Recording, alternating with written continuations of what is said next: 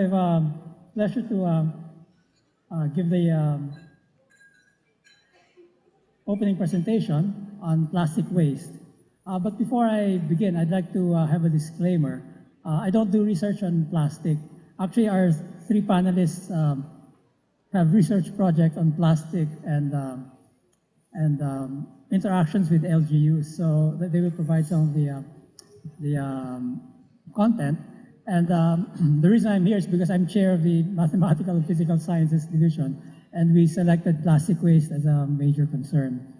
This is a summary of three of the regional scientific meetings that we held. So we had three regional scientific meetings, and the topics of those regional scientific meetings are given here. So we had it in Visayas, in Tacloban, in Luzon, in Alumino City, and then in Mindanao, in Coronadal City. And those are the list of the speakers who presented there. And academician Rola is speaking later, as well as academician Del Rosario and Dr. Panganiban. So when we talk about plastic waste, it's really a multifaceted issue, and it's important to recognize this. Of course, there's the concern for plastic pollution, and here we have the concern for ocean pollution, poisoning of whales and sea turtles, and their health impacts. Then we talk about plastic waste. We have the 3 R's, reduce, reduce, recycle, and the law on Ecological Solid Waste Management Act 9003. We also have to talk about plastic products, consumer demand and lifestyle, and life cycle analysis. We cannot manage the issue of plastic waste unless we also address the issue of consumer demand and lifestyle.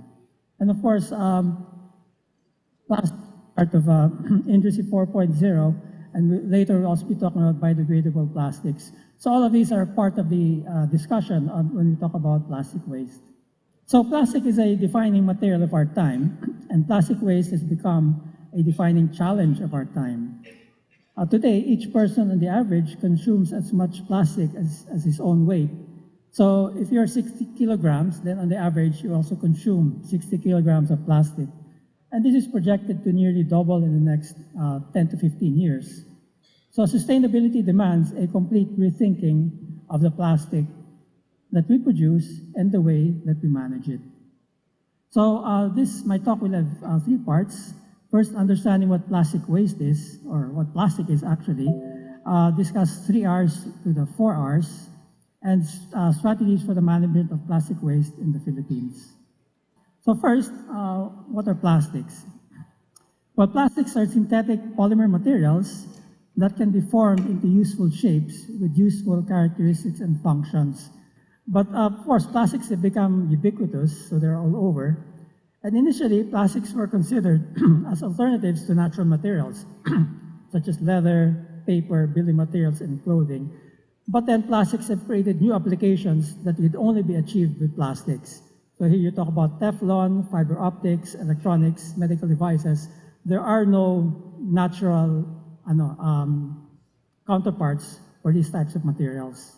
And unfortunately, most plastics are not biodegradable, and they contain additives to attain properties for specific applications, to prolong life, and to reduce cost. Many additives are toxic and harmful to humans and the environment. Now, it's important to note that there are 2 types of plastics. There are thermoplastics, which are generally recyclable, and thermoset plastics, which are generally not recyclable. So in the photograph that you see there, I've labeled the plastics which are thermosets and thermoplastics. So you have to recognize the difference if we're going to do recycling. Now, let's understand plastics and development. Well, the first industrial revolution around the 1760s involved mechanization and the use of coal for energy. Now, the second industrial revolution came around 1860 to 1930, and this also came with the development of chemical synthesis. And here, chemical synthesis used coal and petroleum for plastics. The examples here would be bakelite, which came from coal tar, and that was one of in fact, the first plastics that were produced and something which we still use up to this day. And nylon, which came from petroleum, you distill it, you get benzene, and then you get the starting materials for nylon. So the second industrial revolution involved the use of coal and petroleum to make plastics. Now the third industrial revolution, from about 1950s to 1990s, was the rise of electronics and computerization. And here, plastics played a key role. So all the wires that we have are coated with plastic. Printed circuit boards are also plastic. And today, we have the fourth industrial revolution, or 4IR, 1990s to the present. So you have the World Wide Web, Internet of Things, 3D printing, nanotechnology. These all involve plastics. So for example, satellites use Kevlar and Teflon. You have plastics in flexible solar panels, polystyrene sulfonate. You have fiber optics, which are also Teflon. So the fourth industrial revolution uses a lot of plastics. Now the total amount of plastic produced is approximately equal to the global population. So if you plot the growth of the population and the global production, if each person on the average uses as much plastic as his weight, so there are about 7.5 billion people, on the average of 40 kilograms per person, you have 300 million tons of plastic, which is how much plastic that we have. So everyone uses plastic. And there are many types of plastic. Of course, you have microplastics and macroplastics. We often see, of course, the macroplastic, and that's what we complain about. We don't see the microplastic, so we can only read about it, but we consume it. And then you have the micro and nanoplastics. So all of these macroplastics would degrade in the environment. We talk about microplastics, but they also go into nanoplastics eventually from exposure to the environment. And nanoplastics are even more able to enter organs to affect cells directly. Now, we also have micro and nanofibers, which are very popular now. So you have all these sportswear. They're made of polyester, nylon, and you have these trade names. You're familiar with dry fit, spandex, and lycra. They're all polymeric materials. So polymers are the basis of modern plastics, and recycling them is a challenge. Now you've seen these recycling logos of plastics. There are 6 of them. You have polyethylene terephthalate, or PET, high-density polyethylene, polyvinyl chloride, low-density polyethylene, polypropylene, and polystyrene. Well, these are very useful. Unfortunately, we did not adopt them in the Philippines. I don't know why. And then there is category number 7 of others. And others is actually many other plastics. So we think we're doing a lot by recycling these 6, but then the 7 is like many other things. And then there are many which are not recyclable. So you have acrylic polymers, bakelite, epoxy resin, PTFE, Teflon, polyurethane, and others. So it's easy to understand that despite this program on recycling, we still have a lot of plastic waste. The other concern with plastics, which is not commonly known, is that to make plastics, you have to add polymers to chemical additives. One major additive to polymers to make plastics are plasticizers, and the most notorious ones would be phthalate, which accounts for about 70% of the additives, and bisphenol A, which is a concern in a lot of packaging materials. You have photochemical and fire retardants, brominated compounds, as well as polyimide. You have antioxidants, free radical scavengers, acid scavengers, anti-ozone, anti-UV, etc., stabilizers. So there are a lot of additives in plastics. Now the difficulty here is that you know what the polymer is, but you don't know what the additives are. Polyethylene, polypropylene, for that matter, are actually highly flammable if the polymer itself. So to stop them from burning, we add a lot of fire retardants to them. On that note, then you have a problem using plastics, waste to energy, because then you have plastics which were now designed not to be burned, and then you're gonna burn them, which makes burning them, we can burn them eventually, but it's not economically, I mean, you have to put in a lot of energy to burn them. So that's one concern, I think, with incineration and waste to energy. Now, the other concern with additives are the health impacts. So this article in 2018 traced the life cycle of chemical additives in plastics, their life cycle with manufacture, use, recycling, and disposal. And they note that additives create complications in all stages of life cycle of these plastics, and the inappropriate use, disposal, and recycling may lead to undesirable release of additives. Chemical additives are also used in plastic packaging materials, and many of them are hazardous. So in this plot, in this Venn diagrams, they classify 148 of the most hazardous chemical additives associated with plastic packaging and their various impacts. So they have environmental impacts, health hazards, endocrine disrupting compounds, and persistent bioaccumulating and toxic compounds. And depending on the additive, then they have different effects. So additives are quite complex.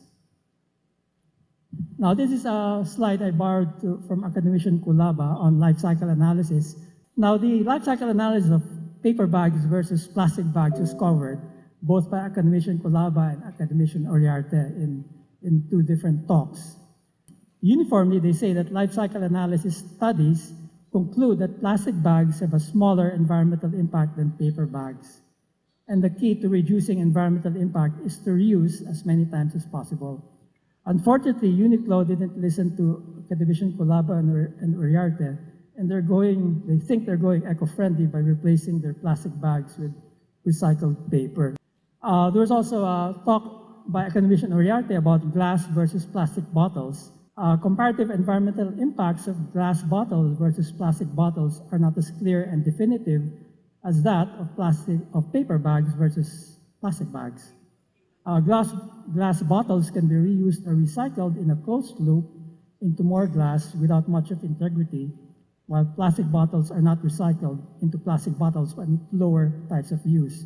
So you can't take a plastic bottle and then recycle it into another plastic bottle. And of course, the transport of glass bottles is more expensive because they're heavier and they're breakable. So understanding plastic waste, ubiquitous use results in ubiquitous waste. So the more we use, then of course, the more waste we generate.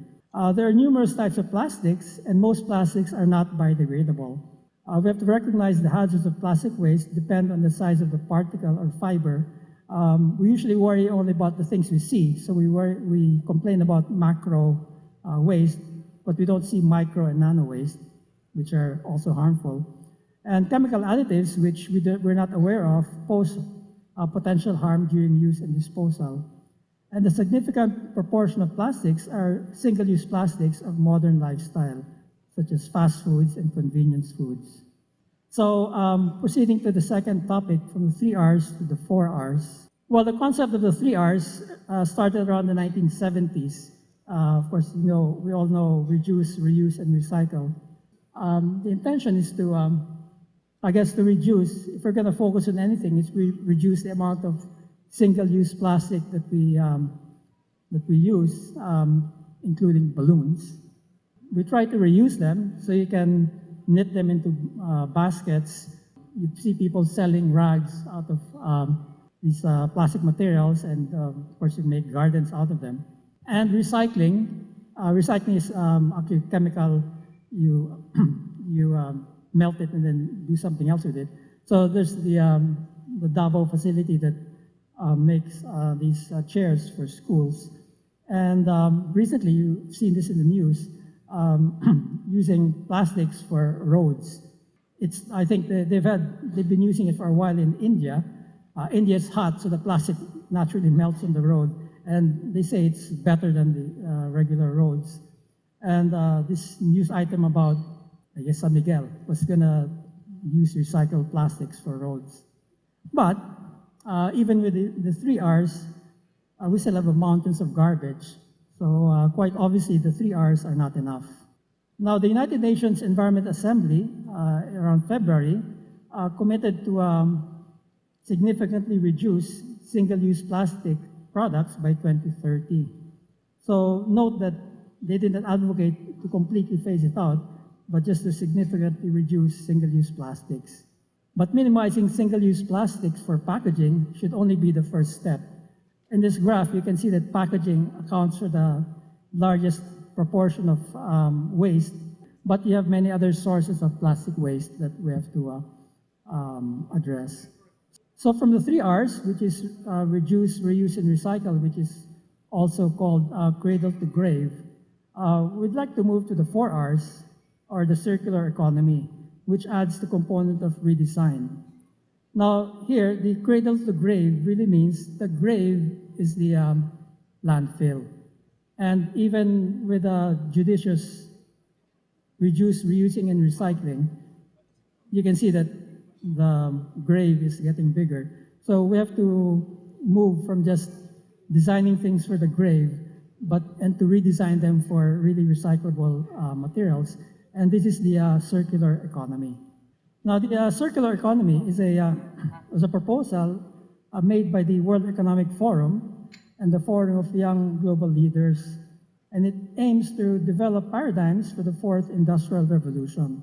So when you talk about the 4th Industrial Revolution, the World Economic Forum is suggesting that we also consider a circular economy, which is basically redesigning plastics towards a circular economy. And so if we quickly go through the components of the circular economy, we start with number 1 is the supply chain, and this is to design use of circular materials. In other words, plastics or polymers, which are by design recyclable. The second is a sharing platform to increase utilization rates through collaborative use or ownership. In a way, this is almost like Grab. Grab, many times you don't need to have a car, because if Grab really works, then everyone will just take a Grab and you can get to where you are. Similarly here, maybe you can have collaborative use or ownership of plastic. Third is product as a service. The producer retains product ownership, which is another term for extended producer responsibility. In other words, the producer, they don't end the responsibility after they've launched the product. Product life extension, prolonging life cycle through repair, reprocessing, and resale, and resource recovery, which is basically the recycling aspect. Things we can do to redesign our plastics, and that's to use bio-based polymers. And here are 2 examples, coconut coir and agroforestry. You can extract the lignin, and from the lignin you can make biodegradable lignin-based products, polymers, and other compounds. So these are actually taken from publications which cited the use of cocoa coir and agroforestry. In one of the RSMs, academician Montano highlighted the potential of seaweeds, Capophycus and Eucuma, for usually biodegradable polymers. And this can be used for utensils as well as cups and packaging as well. So in the Philippines, we do have bio-based materials that we can or should develop. So we go to the third topic, strategies for the management of plastic waste in the Philippines. When we talk about plastic waste in the Philippines, it's really covered by RA 9003, the Ecological Solid Waste Management Act of 2001. And here it says that waste must be managed from the point of generation to the point of disposal. This is the ideal situation.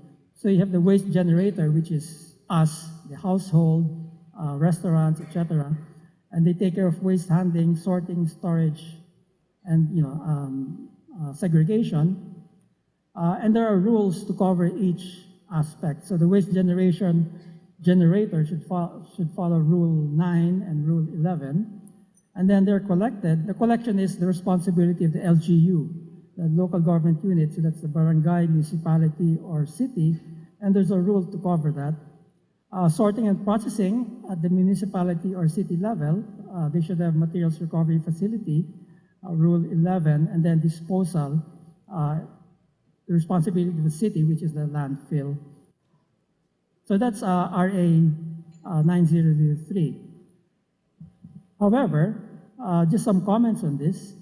RA 9003 really tackles solid waste as a whole. Just written in 2001 when plastic waste wasn't such a concern. So plastic waste needs a different strategy, or maybe an enhanced strategy. RA 9003 is based on an end-of-pipe approach and ultimate dependence on landfills. So everything still goes to a landfill. And there's lack of attention to industry and research. With knowledge on plastic, you know that it's not a simple matter to handle disposal of plastic.